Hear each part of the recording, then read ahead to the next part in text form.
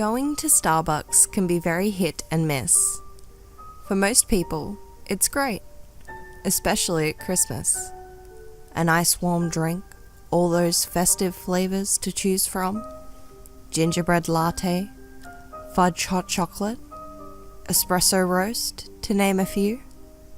Sure, the prices are extortionate, but you pay for what you get. My biggest problem is when they write your name on your drink and then they call out your name. I have a name that could be misconceived quite easily. My name is Brandon, but the assholes at Starbucks call me Brendan, and they have for the past 2 months.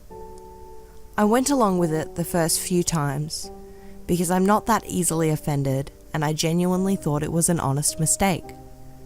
But after a while, it became annoying, and I would see them sniggering about it when they purposely misspelled my name. I mentioned to them that I suffer from a severe form of OCD, and that this joke was starting to get to me. Unfortunately, this only added fuel to the fire. Jack, the prime operative behind this little joke, would specifically try to look busy when he saw me enter, just so he could manipulate the queue and make sure that he served me.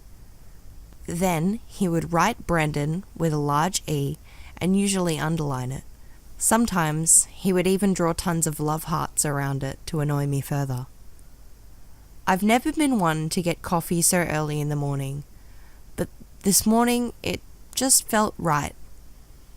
I rang work and said that I would be in early, which they were surprised about but eagerly agreed. It was a frosty December morning, and walking through the doors of the Starbucks was warmly satisfying. I clocked Jack in his goofy uniform, and he almost looked relieved to see me.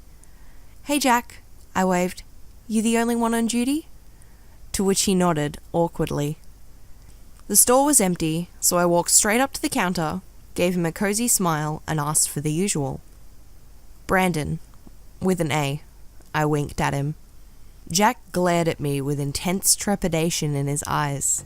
He clearly wasn't himself, so I asked him if he was ill. He stared at me with a distraught expression but didn't reply. He just raised his clammy hands, wiped his face, and began making my beverage.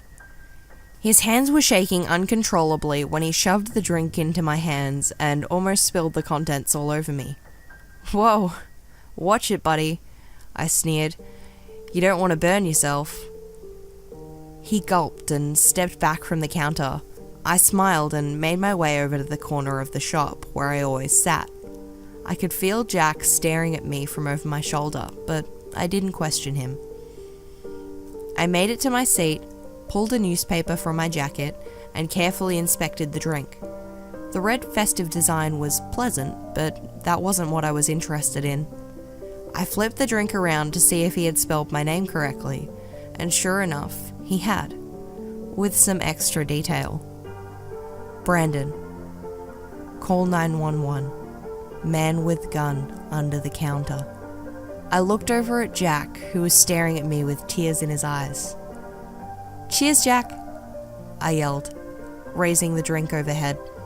Upon hearing the code word, the masked man jumped from beneath the counter.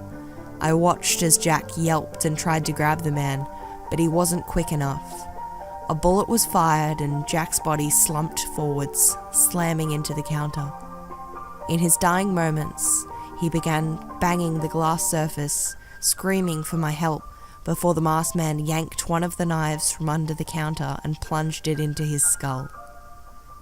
I made my way back to the counter to inspect the scene, and it wasn't pretty. "I'll give you an extra 100 if you clean up. Also, did you have to stab him afterwards? What's wrong with that?" I whispered, pointing at the gun. The man shrugged, but reluctantly agreed to clean the scene. I took the opportunity to lean down to Jack's level.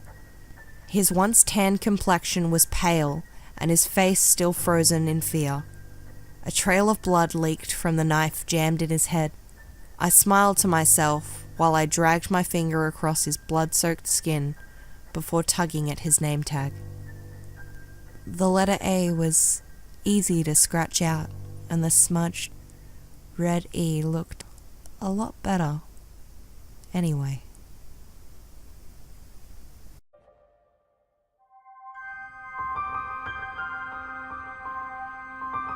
It's in the dustiest books that you may find the best stories.